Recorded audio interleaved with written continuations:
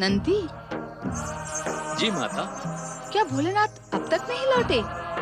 नहीं लौटे माता, पता नहीं कब लौटेंगे। वे आपको कुछ बताकर नहीं गए? क्या तुम ये नहीं जानते कि वो मुझे कुछ बताकर नहीं जाते? जानता हूँ माता, परंतु कभी कभी आप अपनी दिव्य दृष्टि से ये पता कर लेते हैं कि भगवान भोलेनाथ कहाँ हैं। यदि पता लगा लेती तो क्या मैं पूजा की थाली लेकर यहाँ चली आती? नंदी, तुम भी कभी-कभी सचमुच विचित्र बातें करने लगते हो। अब नहीं करूँगा माता, क्षमा करें। बम बम शंकर, काटा लगे न कंकर। बम बम शंकर, काटा लगे न कंकर। हर हर महादेव, हर हर महादेव। ओम नमः शिवाय। कौन हैं आप दोनों और यहाँ किस प्रयोजन से आए हैं? देवी, ये हैं महायोगी शिव भक्त ऋषभ देव। संसार में इनके समान वरदानी और चमत्कारी दूसरा कोई नहीं है। ये जिस पर भी कृपा करते हैं उसे इच्छित फल प्राप्ति होती है और ये जिस पर भी दृष्टि डाल देते हैं वे तेजस्वी हो जाते हैं। भगवान शिव के पावन स्थान कैलाश में आकर किसी और की प्रशंसा करके क्या तुम शिवकोप के पात्र बनना चाहते हो? पहले ये बताओ कि तुम यहाँ किस प्रयोजन से आए हो? हमारा एक ही प्रयोजन है देवी, अपने आराध्य देव के दर्शन करना। हमारा एक और उद्देश्य है, कैलाशपति भगवान भोलेनाथ की जीवन संगीनी माता पार्वती के दर्शन करना। परंतु वे दोनों तो यहाँ दिखाई नहीं दे रहे। महात्मा जी, यही तो है माता पार्वती जी।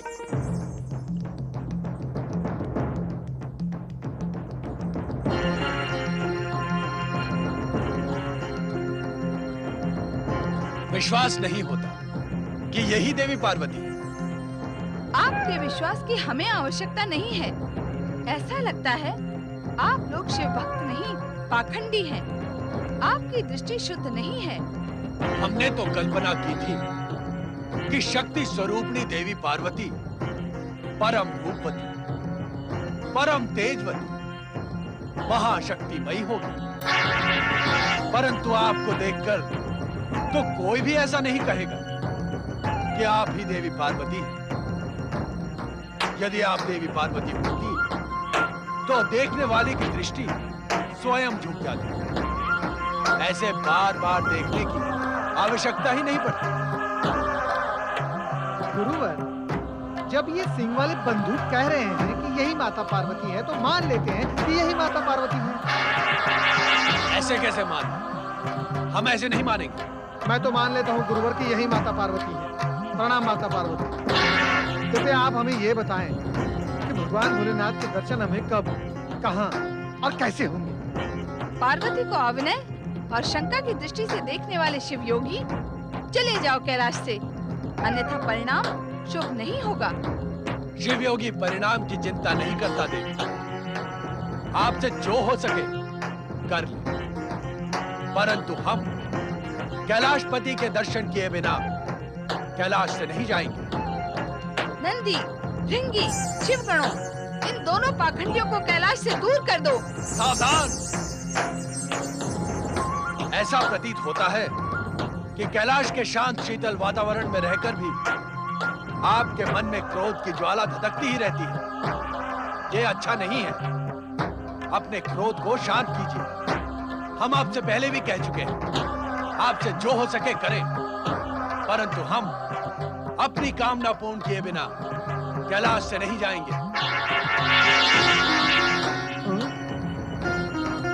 गुरुवर, सुना है माता पार्वती जब चाहे तब शक्ति का रूप धारण करके प्रलय मचा सकती है। उचित यही होगा कि हम यहाँ से चले चले। कदापि नहीं। इस साधारण नारी के क्रोध से हम भयभीत होने वाले नहीं हैं शिष्य। तुम भी भयभीत ना हो। मैं अंतिम बार कह रही हूँ तुमसे, चले जाओ यहाँ से, अन्यथा मैं तुम्हें श्राप दे दूंगी।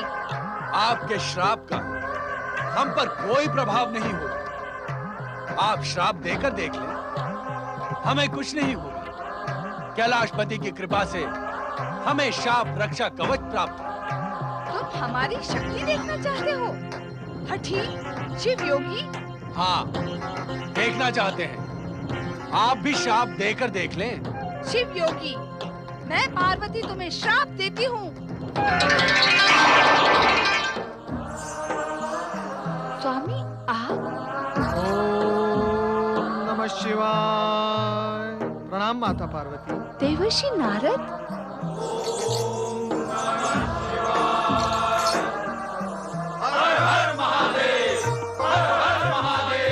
स्वामी आपने मेरे साथ ये लीला क्यों की? देवी पार्वती, आओ हमारे पास बैठो।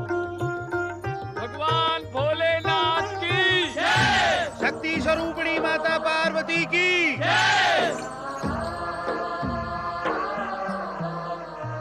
आश्चर्य है देवी, तुमने हम दोनों को नहीं पहचाना। तुमने हमें अपनी दिव्य दृष्टि से देखने का प्रयत्न भी नहीं किया। आपने मेरी बुद्धि भ्रमित जो कर दी थी स्वामी। नारायण नारायण। अच्छा हुआ माता, आपने अपनी दिव्य दृष्टि का प्रयोग नहीं किया, अन्यथा आप दोनों की ये लीला हमें कहाँ देखने को मिलती।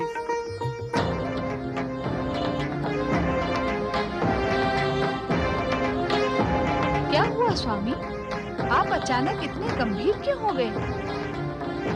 भोलेनाथ, क्या कुछ अघटित घटित हुआ है? हाँ नारद, महाराज वज्रसेन के प्राण संकट में हैं। उन पर शत्रुओं ने आक्रमण किया है।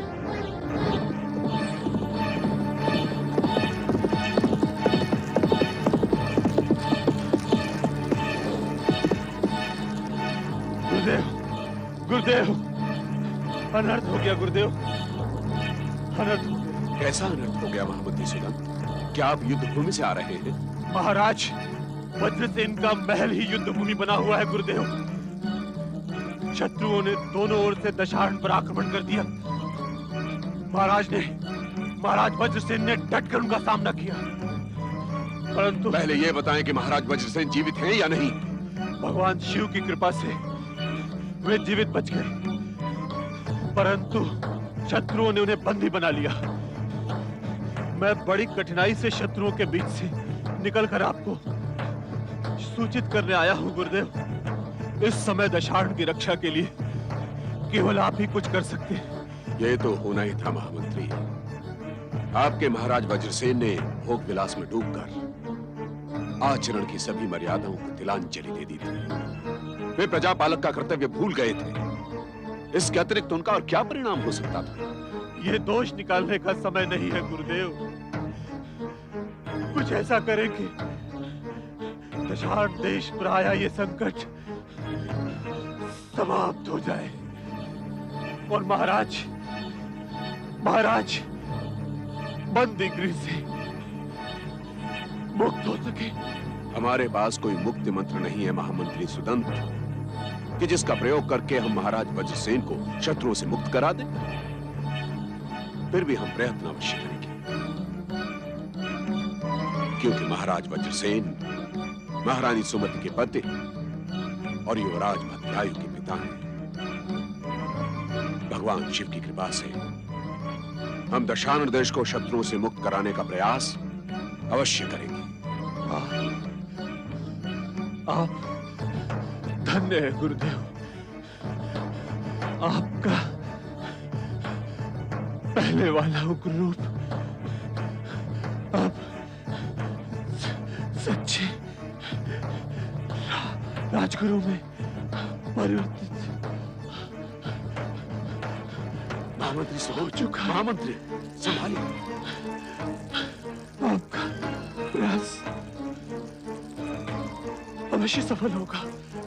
आप आश्रम में चलकर विश्राम करें महामंत्री। मैं आपके उपचार की व्यवस्था करूंगा। भगवान शिव की कृपा से आप शीघ्र ही स्वस्थ हो जाएंगे। आइए। माँ, भैया, कहाँ हैं आप लोग? सोमदत्त, क्या बात है बेटा? सोम, भद्रायु कहाँ है? भद्रायु मेरे साथ कैसे हो सकता है मैया? मैं तो तुम्हें बताकर गया था कि मैं अकेला व्यापारियों से मिलने दशान राज्य जा रहा हूँ, परंतु दशान में तो युद्ध छिड़ा हुआ है। क्या? दशान राज्य में युद्ध छिड़ा हुआ है? हाँ माँ, इसीलिए मैं दशान राज्य से निकलकर दूसरे राज्य चला गया। मैया, हम कुछ व्यापारियों ने व्यापार के लिए विदेश जाने का निश्चय किया है। क्या तुम विदेश जाओगे? नहीं बेटा, इसकी क्या आवश्यकता है? तुम्हारे पिता के पास क्या धन की कमी है जो तुम अपने प्राण संकट में डालना चाहते हो? हाँ बेटा, विदेश यात्रा में तो समुद्री दस्युओं का भय होता है। समुद्र में वे व्यापारियों को लूट लेते हैं। प्रणाम माताओं। तुम आ गए भद्रायु? तुम कहाँ गए थे भैया?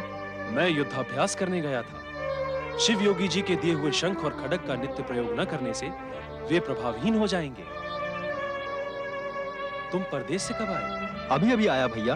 भैया, तुम माताओं को समझाओ ना, ये मुझे विदेश व्यापार करने जाने से ना रोकें।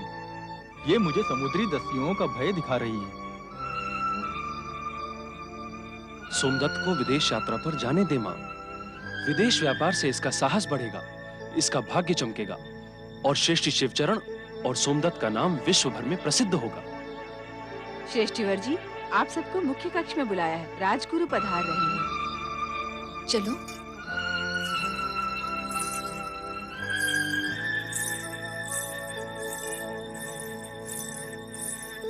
प्रणाम गुरुवर। प्रणाम गुरुवर। गुरुवर, आप इस समय यहाँ?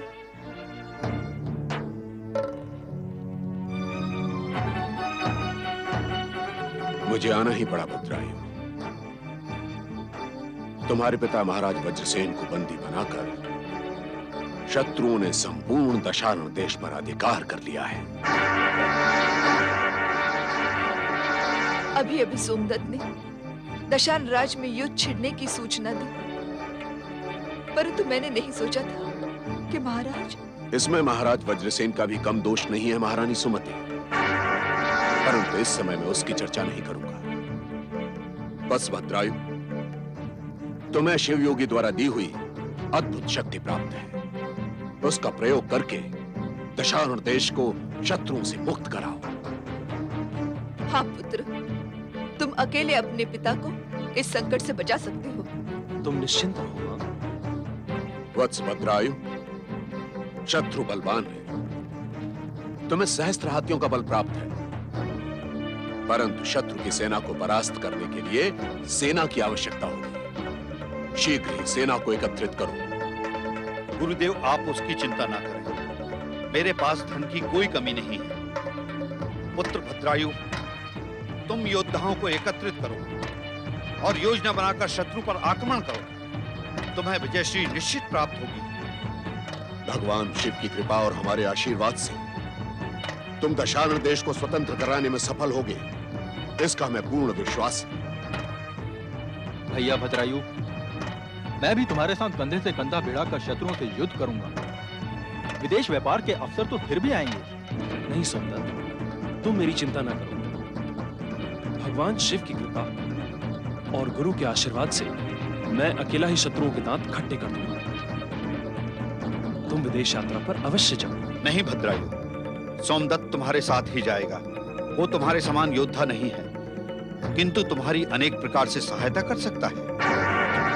महारानी सुमति, चिंता का कोई कारण नहीं है।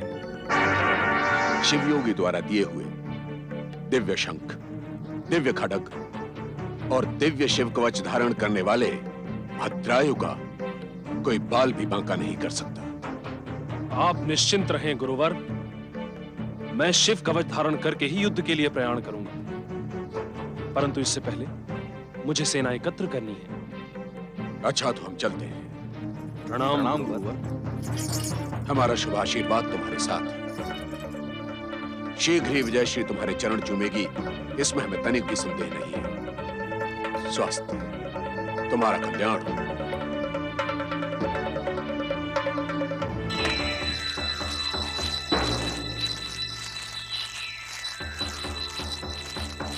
कोई आ रहा है।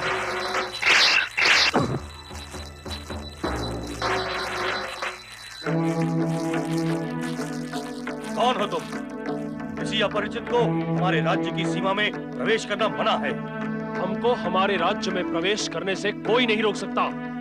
दूर हो जाओ तुम। हम तुम्हें प्रवेश करने नहीं देंगे। क्या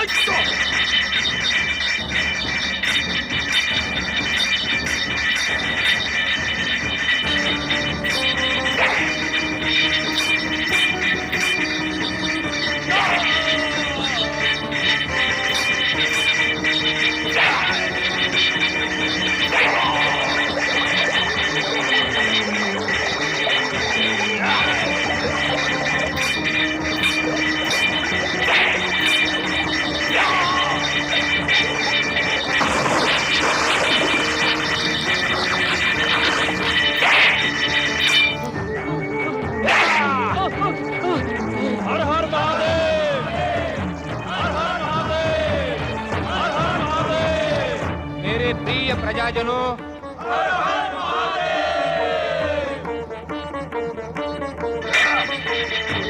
मेरे पिता के शत्रु, मैं तुझे जीवित नहीं छोड़ूंगा।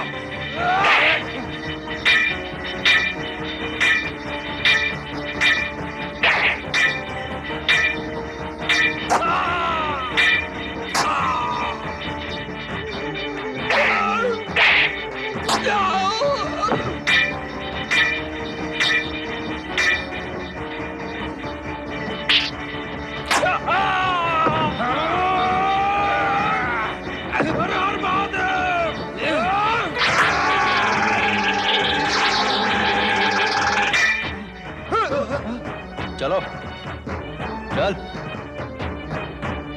वीरों के वीर राजकुमार भद्रायु की जय। बोलो महाराज श्री वज्रसेन की जय। भद्रायु, तुम जाकर महाराज को बंदी गृह से मुक्त कराओ। यदि शत्रुओं ने सिर उठाने का प्रयत्न किया तो मैं देख लूंगा। ठीक है सोमदत्त, परंतु तुम सावधान रहना। मैं सावधान हूं भद्रायु, तुम निश्चिंत रहो। चलो। दशार्ण देश के नरेश महाराज वज्रसेन की जय। दशार्ण देश के नरेश महाराज वज्रसेन की जय। महाराज वज्रसेन की जय। महाराज वज्रसेन की जय। महाराज वज्रसेन की जय। महाराज वज्रसेन की जय। महाराज वज्रसेन की जय। प्रणाम पिताश्री। तुम? मैं आपका पुत्र भद्रायु। ये मेरा दुर्भाग्य है कि अब तक मैं आपके दर्शन से वंचित रहा पिताश्री। तुम्हारा नाम भद्रायु है? हाँ पिताश्री। तुमने शत्रुओं को परास्त कर दिया? ये देखिए पिताश्री, ये है प्रत्यक्ष प्रमाण कि मैंने शत्रु राजा का वध कर दिया है। शत्रुओं को उनकी करनी का फल मिल गया है पिताश्री।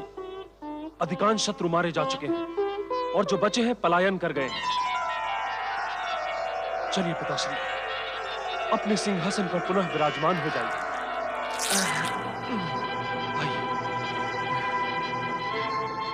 तुम्हारी माता कहाँ है पुत्र? हमारी विजय का संदेश मैंने माताश्री तक पहुंचा दिया है। वे शीघ्र ही यहाँ आ पहुंचेंगे पिताश्री। तुम धन्य हो पुत्र। जिस रोगग्रस्त पुत्र को उसकी माता के साथ बहिष्कृत करके मैंने मरा हुआ समझ लिया था, वही मेरा उद्धार करेगा। इस बात की कल्पना तो मेरा शत्रु भी नहीं कर सकता था। पिछली बातों को भूल जाइए पिताश्री। आइए अपने सिंहासन को संभालिए। माताश्री से भी शीघ्र ही आपकी भेंट हो। मैं तो उस महान महिला को मुंह दिखाने की योग्य भी नहीं रहा। तुम ही बताओ, मैं किस मुंह से उससे क्षमा मांगू? आप संकोच न करें पिताश्री। भूल तो सभी से होती है। आइए, कोई विवश होकर भूल करता है तो कोई अपनी इच्छा से। आपकी भूल आपकी व्यवस्था थी। माताश्री ने मुझे सब बता दिया है। परंतु अब साक्षात भगवान शिव हमारे सहायक हैं, हमारे मुक्तिदाता हैं।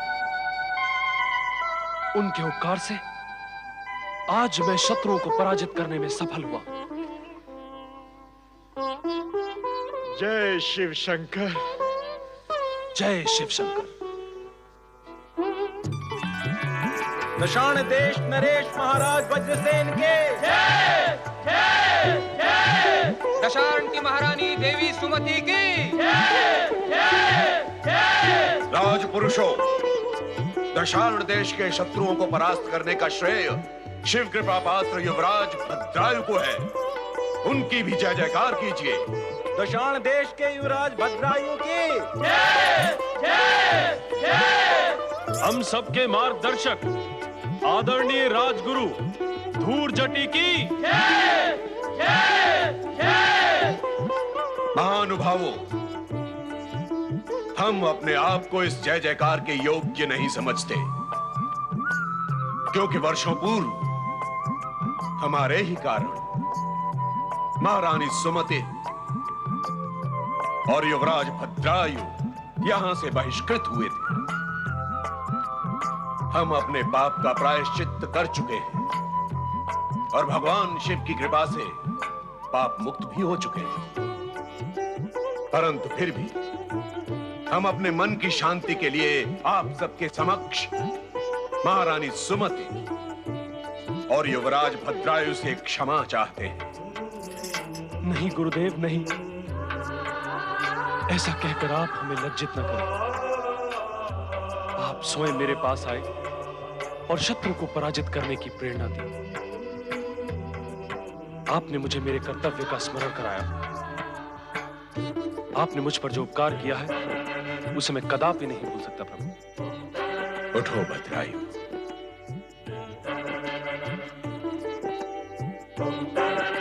तुम महान हो युवराज।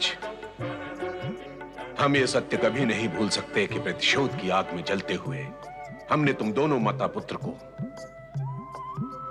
दुखों की खाई में धकेल दिया था, और उस समय भगवान शिव ने शिव योगी का रूप धारण करके तुम्हारा उत्थान किया, तुम्हें अतुल शक्ति प्रदान की। हमारे पाप को भी भगवान शिव ने पुण्य और वरदान में बदल दिया। धन्य है ऐसे भगवान शिव। आओ हम सब मिलकर उन भगवान शिव की जय जयकार करें।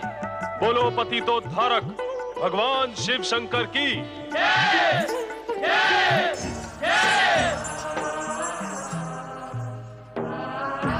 ये जय जयकार सुन रही हो देवी? सुन रही हूँ स्वामी। हमारी जय जयकार करने वाला वही भद्रायु है जिसके उत्थान के लिए हमने शिवयोगी का रूप धारण किया था, और जिस रूप को देखकर तुम हमसे रुष्ट हो गई थी। रुष्ट नहीं स्वामी, मैं चकित व भ्रमित हो गई थी। आज भद्रायु ने एक आदर्श पुत्र होने का कर्तव्य निभाया। शत्रुओं को पराजित करके और अपने पिता को बंधन गृह से मुक्त करके उसने उन्हें पुनः सिंहासन पर आरूढ़ किया है। आज भद्रायु के जीवन का एक अति विशेष दिन है। यह तो बहुत ही प्रसन्नता की बात है स्वामी। तब तो शिवयोगी के शिष्य ब्रह्मचारी नारद भी वहाँ अवश्य उपस्थित होंगे। नहीं, क्योंकि हमने उन्हें वहां जाने की प्रेरणा नहीं दी। वे उपयुक्त समय पर उपयुक्त स्थान पर अवश्य उपस्थित होंगे। स्वामी, आपके आशीर्वाद और वरदान से आदर्शपूर्ण और कर्तव्य परायण भद्रायु को मैं भी देखना चाहूंगी। अवश्य देखोगी देवी, परंतु वो समय अभी नहीं आया है। ऐसा क्यों स्वामी? क्या भद्रायु को देखने के लिए मुझे लंबी प्रतीक्षा करनी होगी? हाँ, तुम्हें तब तक प्रतीक्षा करनी होगी जब तक भद्रायु को किसी सुंदरी सौभाग्यवती का साथ नहीं मिल जाता।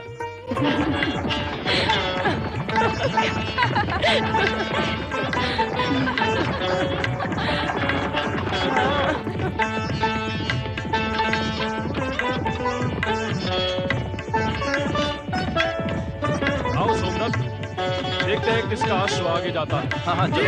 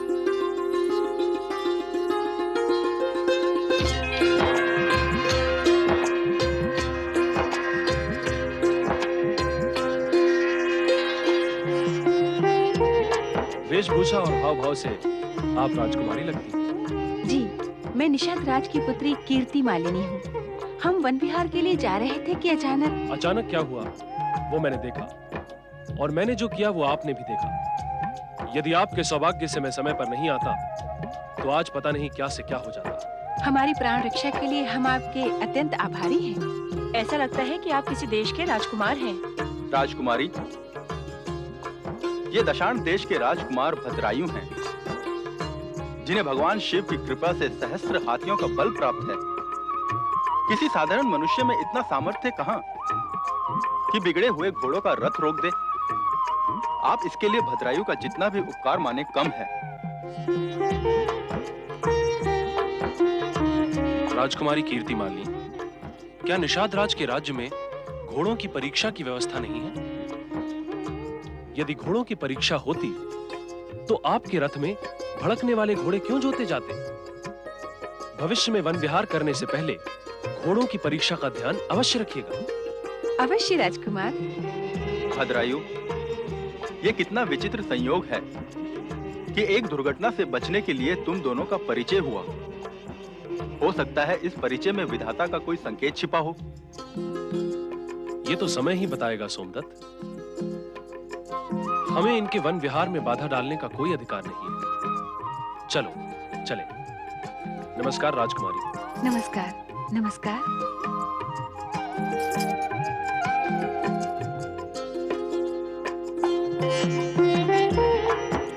दशाण नरेश महाराज वज्रसेन की जय जय जय। दशाण महारानी सुमति की जय जय जय। दशाण युवराज महाप्रतापी भद्रायु की जय जय जय।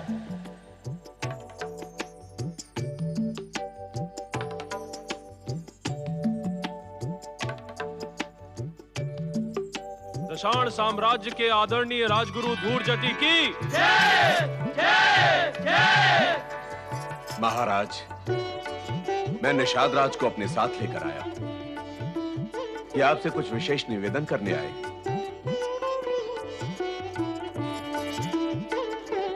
पधारिए निषाद राज। ये हमारा सौभाग्य है कि अनायास ही आपके दर्शन हुए। आइए विराजिए।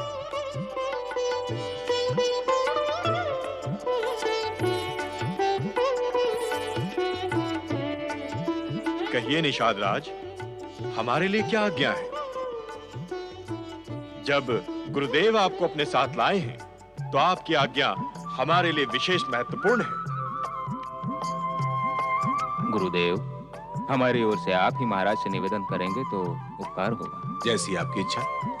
आप हमारे अतिथि हैं और आपकी इच्छा का सम्मान करना हमारा परम कर्तव्य है। महाराज वज्रसेन, निषाद राज अपनी सर्वगुण संपन्न राजकुमारी कीर्ति मालिनी के स्वयंवर का आयोजन करने ही वाले थे कि भगवान शिव की कृपा से अचानक एक घटना घट गई।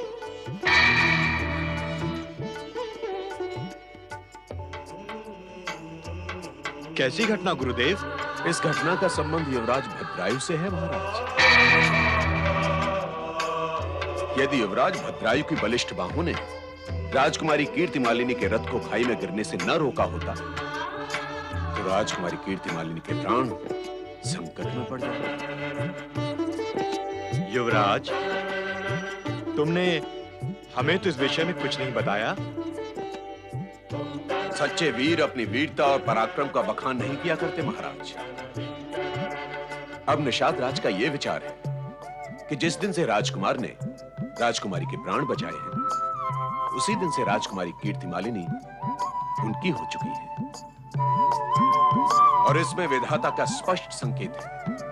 इसलिए निषाद राज चाहते हैं कि आप इस संबंध को अपनी स्वीकृति प्रदान करें। आपका क्या विचार है महारानी? क्या हम इस संबंध को स्वीकार कर सकते हैं? ये तो युवराज भद्रायु की सहमति पर निर्भर है। हमें भला क्या आपत्ति हो सकती है? युवराज, आपकी क्या इच्छा है? माता पिता की इच्छा ही मेरे लिए सर्वोपरि है पिताश्री। मैं अब इस विषय में कुछ नहीं कहना चाहता। हमें ये संबंध स्वीकार है गुरुवर। गुरुवर, हम भद्रायु के शुभ विवाह के बारे में सोच ही रहे थे कि आपने ये अवसर उपस्थित कर दिया। आप निषाद राज जी से कहें कि शीघ्रातिशीघ्र विवाह संपन्न कराएं। जो आज्ञा महारानी। गुरुदेव के परामर्श से हम विवाह का शुभ मुहूर्त शीघ्र ही निकालेंगे। अब हमें आज्ञा दीजिए।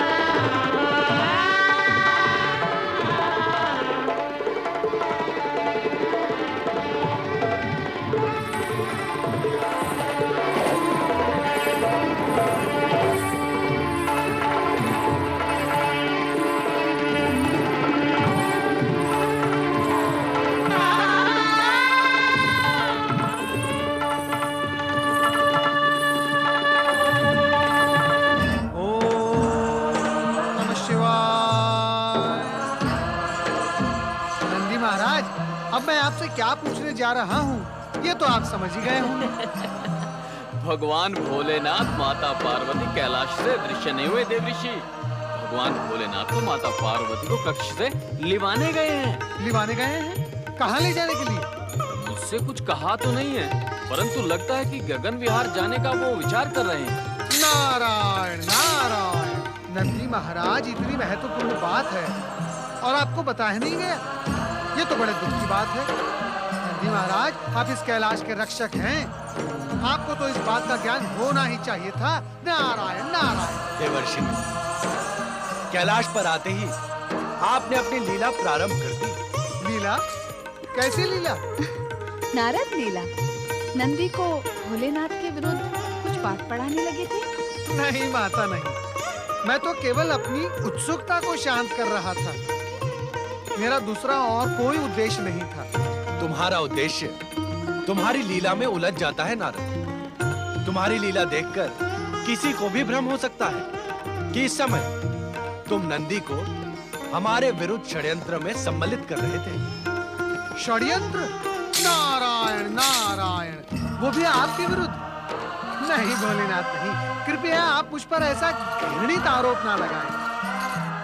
हाँ, कभी-कभी शब्दों से खेल अवश्य लेता हूँ, परंतु वो भी केवल विनोद के लिए। ये विनोद कभी महंगा भी पड़ सकता है देवर्षि, इसलिए शब्दों का खेल खेलने में तनिक सावधानी बरतिए। जो आज्ञा माता, मैं आपकी आज्ञा अवश्य ध्यान में रखूंगा।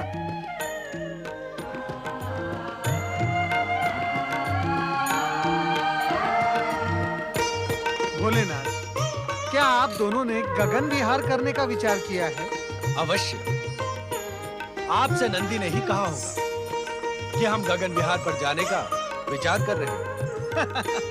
अब नंदी महाराज असत्य तो नहीं कहेंगे ना? जब हमने नंदी से कुछ कहा ही नहीं, तो सत्य असत्य का प्रश्न ही नहीं। नारद, तुम ये बताओ कि इस समय क्या नया समाचार लेकर आए हो? नारायण नारायण, नया समाचार तो है भोलेनाथ। राजकुमार भद्रायु और राजकुमारी कीर्ति मालिनी का शुभ विवाह। क्या आप उस विवाह में सम्मिलित हुए थे देवर्षि?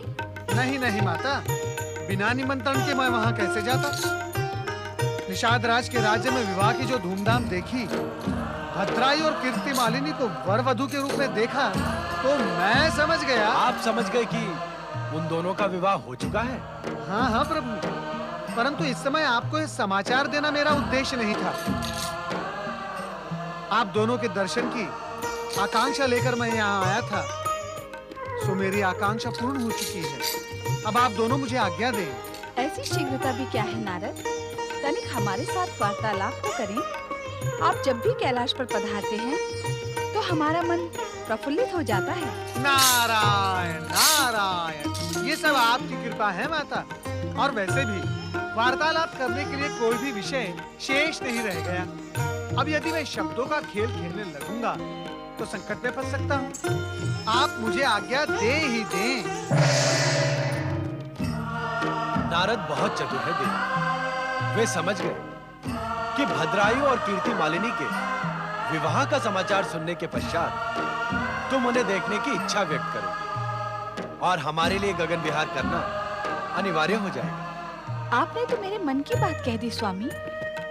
आप अंतर्यामी जो हैं, अब हमें शीघ्र ही गगन विहार के लिए प्रस्थान करना चाहिए। नंदी, तुम्हारा कथन सत्य था। हमें गगन विहार के लिए जाना ही है।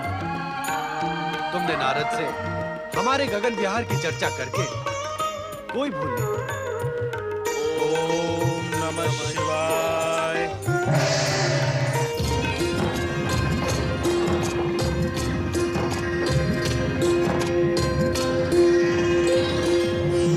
कुछ कहिए स्वामी।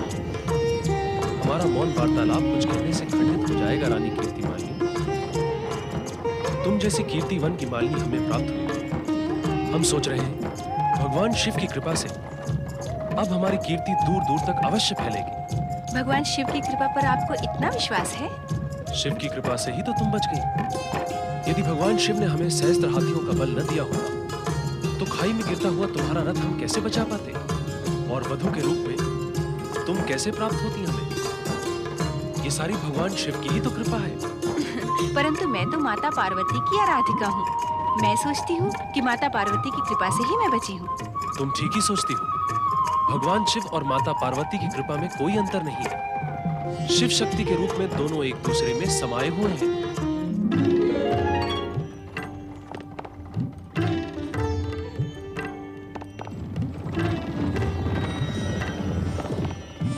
वो देखो देवी, वो है भद्रायु और कीर्ति मालिनी अपने नव विवाह का आनंद मनाने के लिए वन विहार करने जा रहे हैं। कितनी रूपवती है कीर्ति मालिनी, कितना सुदर्शन है आपका भक्त भद्रायु। संभवतः तुम ये नहीं जानती कि कीर्ति मालिनी तुम्हारी आराधिका है। तुम्हारे दर्शन की इच्छा इसने अपने मन में पाल रखी है। इन दोनों को मैं निकट से देखना चाहती हूँ नाथ। हम तुम्हारी ये इच्छा अवश्य पूर्ण करेंगे, परंतु तुम्हें भी हमारी एक इच्छा पूर्ण करनी होगी। कैसी इच्छा स्वामी? हमने भद्रायु को सहस्त्र हाथियों का बल प्रदान किया था शत्रुओं को पराजित करने के लिए। वो कार्य पूर्ण हुआ, परंतु अब उसे अपने बल का अहंकार होने लगा है।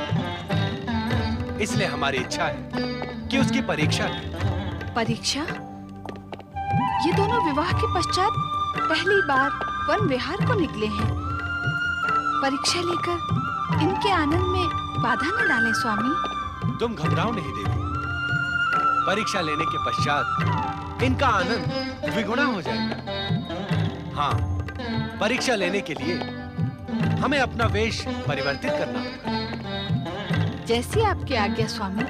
चलें।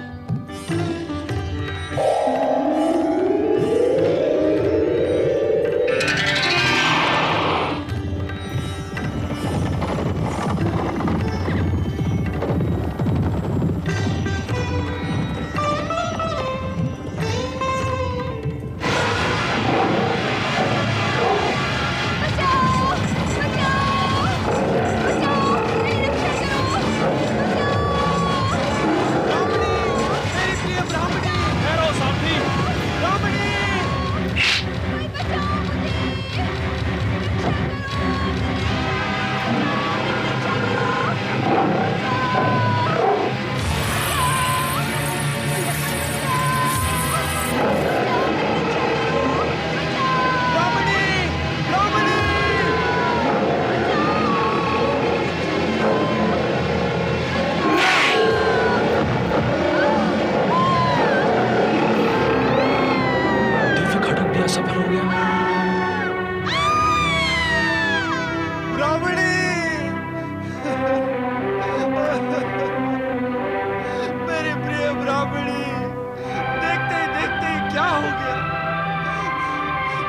बाद में आने का हट किया था मुझसे।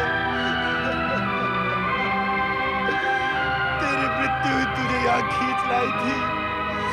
अब मैं तेरे बिना क्या करूंगा ब्राह्मणी?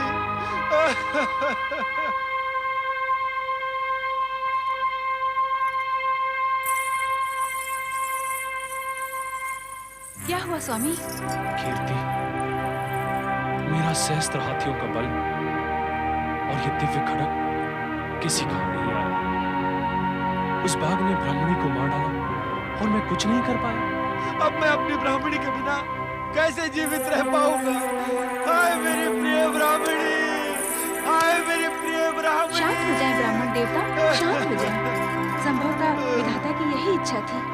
अब विलाप करने से क्या होगा? मुझे पूर्ण विलाप कर लेने दो।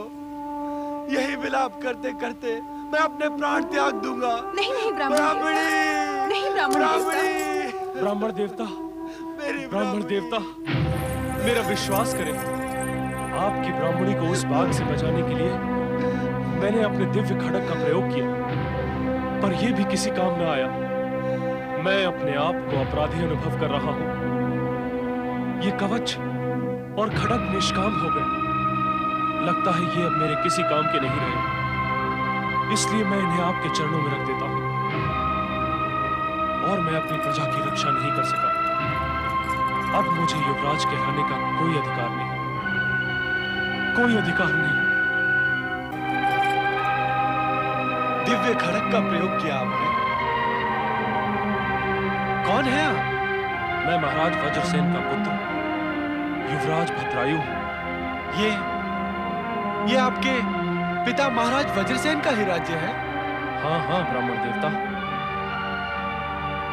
दशाण युवराज के नाते अपने प्रजाजनों की रक्षा करना मेरा कर्तव्य है। आप मेरी ब्राह्मणी की रक्षा में असफल रहे। आपके सामने ही मेरी धर्मपत्नी की मृत्यु हो गई और आप कुछ न कर सके। इसके लिए मैं लज्जित हूं ब्राह्मण देवता, और इसके प्रायश्चित स्वरूप आप जो भी कहेंगे मैं करने के लिए प्रस्तुत हूं। तो मेरी ब्राह्मणी के मृत्यु के प्रायश्चित स्वरूप आप अपनी पत्नी मुझे सौंप दें।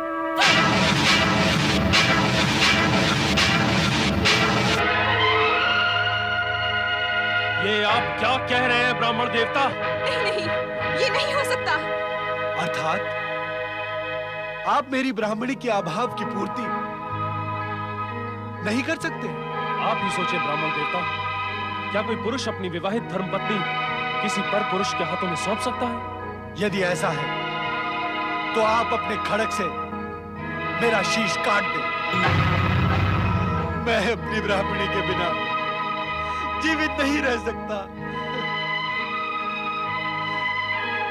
रानी कीर्ति मालिनी, ब्राह्मण देवता ने मेरे सम्मुख एक विचित्र धर्म संकट खड़ा कर दिया है।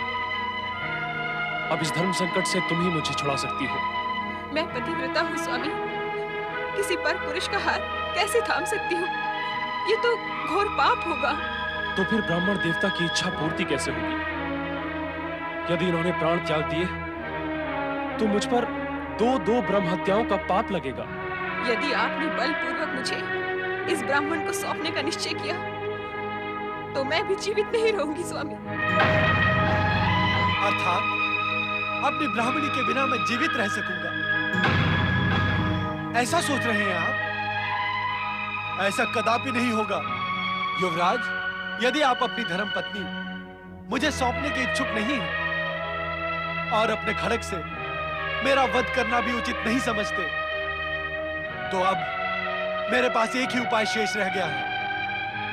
मरण समाधि लगाकर मैं अपने प्राणों का अंत कर दूंगा। हाँ, अब मैं यही करूंगा। ऐसा न करें ब्राह्मण देवता।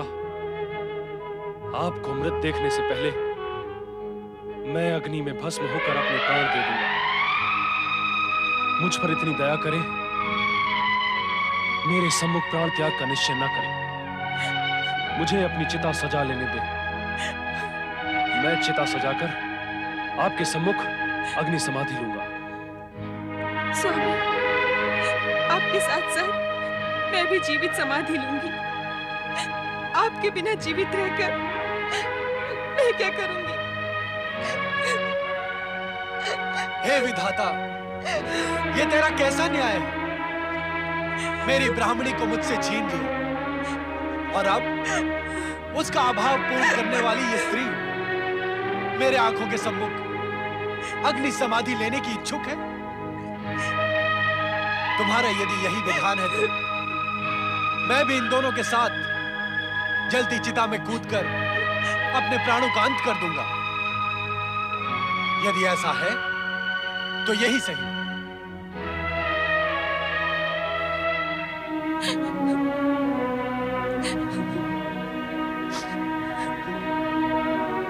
रानी कीर्तिमालिनी, अब भी समय है। ब्राह्मण देवता के अनुरोध को स्वीकार करके उनकी जीवन संगिनी बन जाओ और अपने इस कर्तव्य का पालन करते हुए मुझे सदा सदा के लिए विसार दो। नहीं, मुझे क्षमा करें ब्राह्मण देवता। स्वामी, मुझ पर कृपा करें और आपसे पहले मुझे चिता प्रवेश की अनुमति दें। मेरी आंखों के सम्मुख आप चिता में प्रवेश कर जाएं, ये देखना मेरे लिए असंभव है। नहीं रानी कीर्तिमालिनी, चिता प्रवेश की प्रतिज्ञा मेरी है। चिता जलाकर पहले मैं अग्नि प्रवेश करूंगा।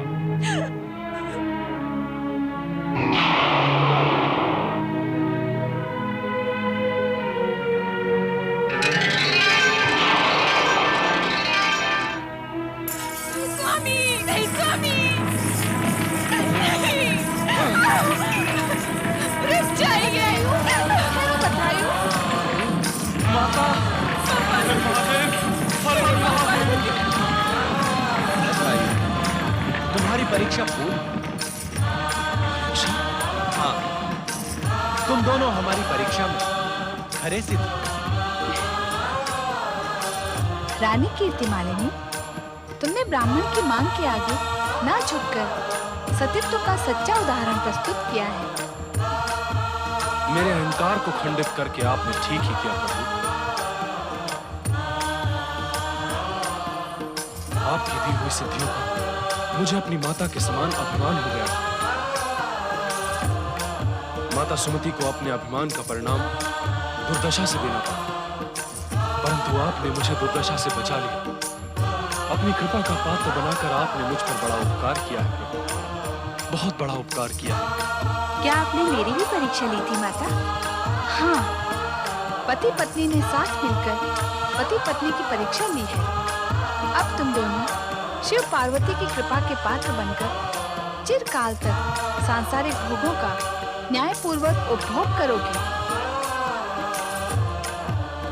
तुम दोनों जीवन भर आदर्श राजा रानी का कर्तव्य निभाकर अंत में शिवधाम को प्राप्त करोगे। तुम्हारा कल्याण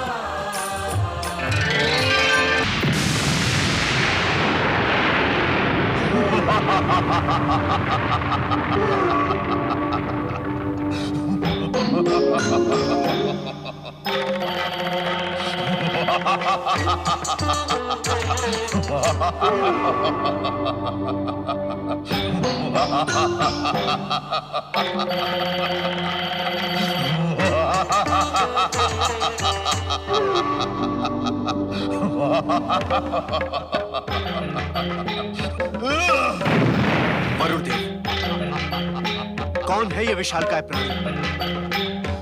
इसने तो पृथ्वी लोक पर प्रलय सी मचा रखी है। हाँ देवराज, ऐसी विनाश लीला हमने पहले कभी नहीं देखी। दिखने में तो असुर जैसा दिखाई देता है, परंतु ये कहना कठिन है कि ये है कौन। नारायण नारायण। देवराज, इस विशालकाय असुर की शक्ति को देख रहे हैं आप?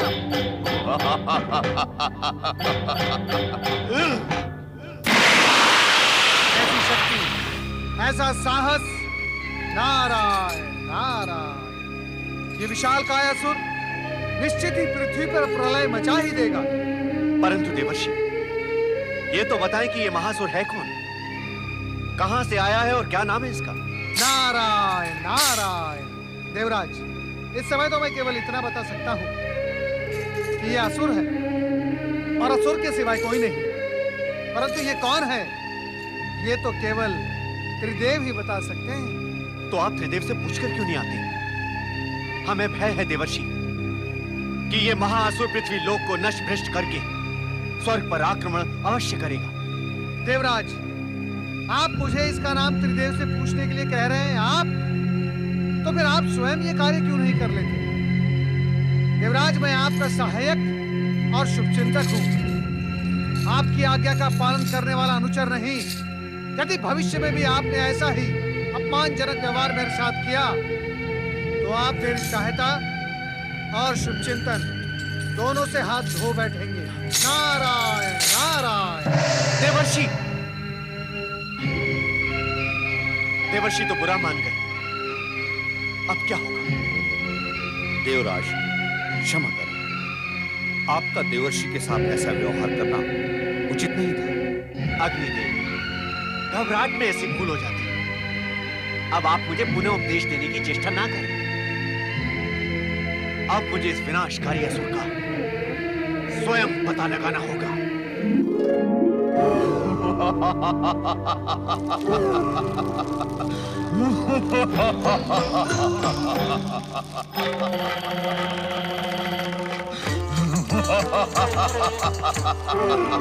ये अवश्य कोई शक्तिशाली असुर है जो पाताल लोक से प्रकट हुआ है।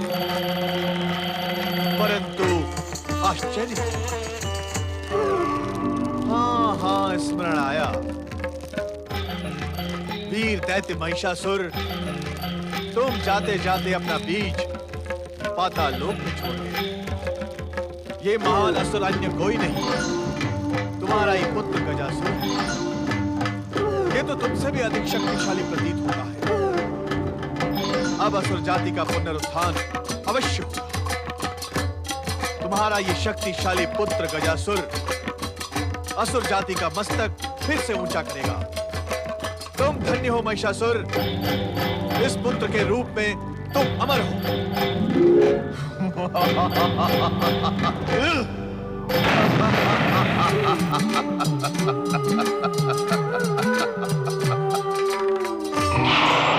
तुम धन्य हो गजासुर, तुम धन्य हो। गजासुर? क्या मैं गजासुर हूँ? हाँ गजासुर, महान प्रतापी असुर महिषासुर के पुत्र गजासुर।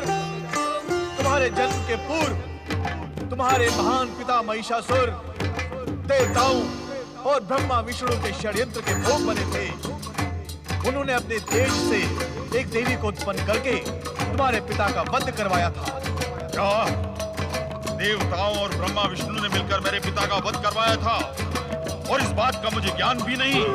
गजासुर, तब तुम अपनी माता के गर्भ में थे, परंतु अब तुम्हें अपने पिता के वध का प्रतिशोध लेना है। पृथ्वी, पाताल और स्वर्ग लोक पर असुरों का साम्राज्य पुनः स्थापित करना है। अपने पिता के वध का प्रतिशोध तुम इसी प्रकार ले सकते हो। प्रतिशोध?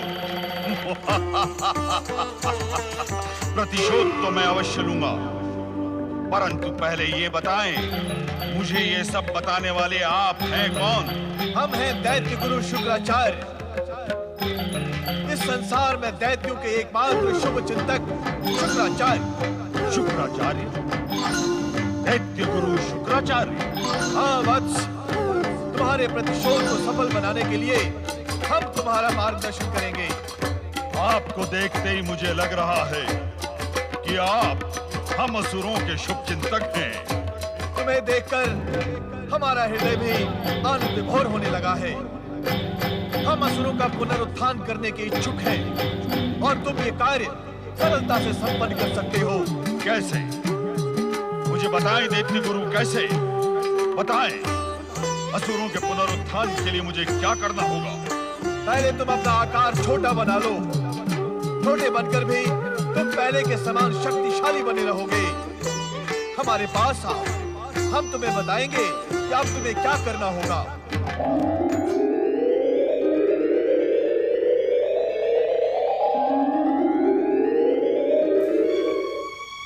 बताएं दैत्य गुरु, अब मुझे क्या करना होगा?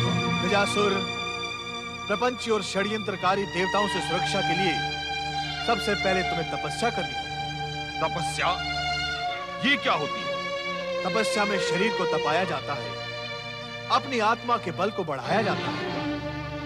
तपस्या से शक्ति प्राप्त होती है, जिसके प्रभाव से किसी भी देवता को प्रसन्न करके उन्हें वरदान देने के लिए विवश किया जाता है। दैत्य गुरु, अभी अभी आपने मेरे पिता का वध कराने वाले षड्यंत्रकारियों में ब्रह्मा का भी नाम लिया था, तो क्या वे तपस्या के पश्चात मेरी सहायता करेंगे? अवश्य करेंगे। पहले तुम तप करके ब्रह्मा को वरदान देने के लिए विवश करो। ब्रह्मा हमारे शत्रु देवताओं के शुभ चिंतक हैं, ये सत्य है, किंतु तप और साधना का प्रतिफल देना आराध्य का कर्तव्य हो जाता है। इसी कारण उन्होंने सदा असुरों को वरदान देकर शक्तिशाली बनाया है। वरदान प्राप्त करने के पश्चात सदा असुरों ने स्वर्ग पर अपने साम्राज्य का झंडा फहराया है। अर्थात ब्रह्मा हमारे शत्रु नहीं शुभ चिंतक हैं, तो हम उन्हें शत्रु कैसे कह सकते हैं दैत्य गुरु?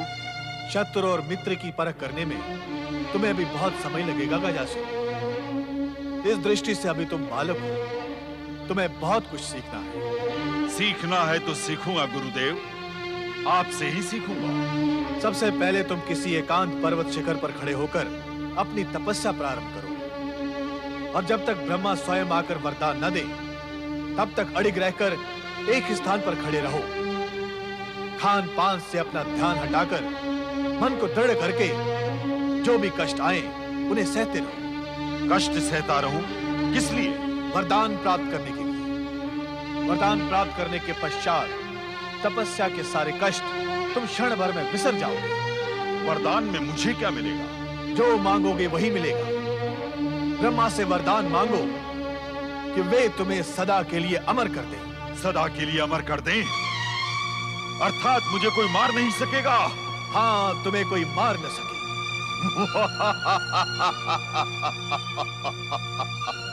परंतु इतना ही मांगकर मौन न हो जाना। उनसे अतुल बल, इच्छानुसार रूप धारण करने की और असंख्य असुरों को उत्पन्न करने की शक्ति का वरदान भी मांगना। ठहरिए गुरुदेव, मुझे एक एक करके सब बातें स्मरण करने दें। ब्रह्मा से मैं सबसे पहला वरदान मांगूंगा अमरता का। दूसरा वरदान मांगोगे अतुल बल का। अतुल बल? अतुल बल तो मेरे पास अब भी है गुरुदेव। मैं इसी समय सारी पृथ्वी को उखाड़ कर फेंक सकता हूँ। तुम्हें पृथ्वी को नहीं, देवताओं को स्वर्ग से उखाड़ कर फेंकना है, और उसके लिए अतुल बल की आवश्यकता होती है। ठीक है, अमरता और अतुल बल। तीसरा वरदान क्या मांगू दैत्य गुरु? तीसरा वरदान मांगो इच्छा अनुसार रूप बदलने का। इच्छा अनुसार रूप बदलने का वरदान? तब तो मैं आपका रूप भी धारण कर सकता हूँ। मैं स्वयं दैत्य गुरु बन सकता हूँ। नहीं नहीं, इसकी कोई आवश्यकता नहीं है। तुम हमारा रूप धारण करने के अतिरिक्त कोई भी रूप धारण कर सकते हो। जो आज्ञा दैत्य गुरु। इन 3 वरदानों के अतिरिक्त और कोई वरदान मांगना है?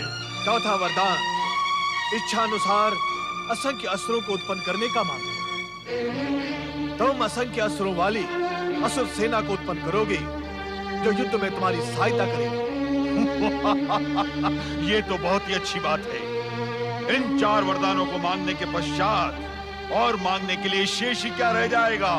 मैं सब कुछ पा लूंगा। अमरता, अतुल बल, इच्छा अनुसार रूप परिवर्तन और असुर सेना उत्पन्न करने की शक्ति।